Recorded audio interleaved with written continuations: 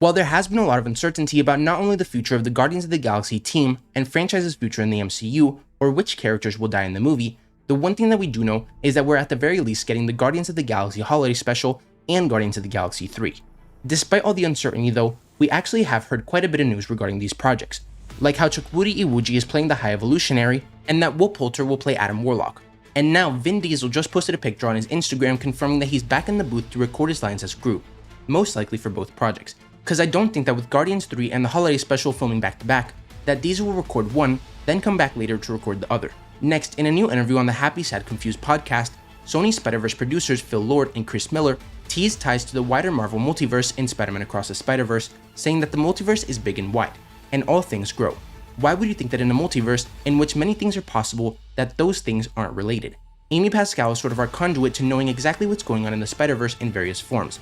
The writers and directors are all buddies of ours, so we sort of have been in the loop as far as what's going on.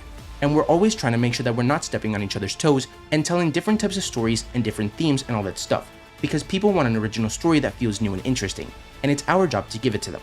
You're collectively advancing this humongous mega story, and you have total control over your little sliver of it. And for everything else, you just have to communicate as much as possible and make adjustments. It's almost like a film school exercise where you're like, okay, we're gonna do that, but they did it first, so we're gonna have to do something different. And often, that makes you think of something you wouldn't have thought of otherwise, and it makes your thing better because you're having to come up with an off-speed pitch and not do the obvious thing. Into the Spider-Verse was like that too.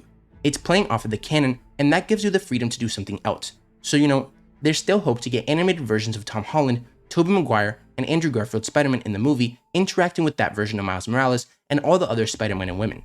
And lastly, in an interview with Supernova, Charlie Cox talked about returning as Daredevil and said that he wants to play Daredevil for as long as possible.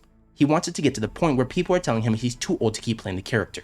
And while he says that he doesn't know what the plans for the character's future are, something that he really wants to do that he wasn't able to do on Netflix is interact with other characters from the MCU and do crossovers with other characters.